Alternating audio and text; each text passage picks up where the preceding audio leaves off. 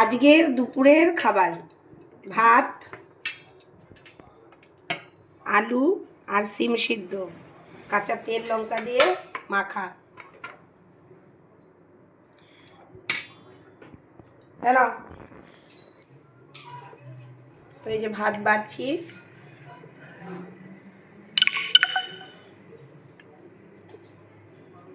তোর ভাত দেখ। ঠিক আছে। সাথে মাংস।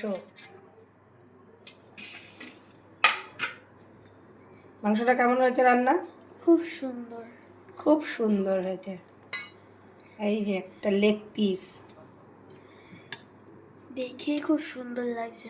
দেখেই ওর খুব সুন্দর লাগছে। জানি না খেতে কেমন হবে, খেতেও টেস্টি হবে। দেখা যাক।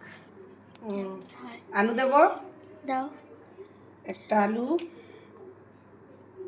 ঝোল।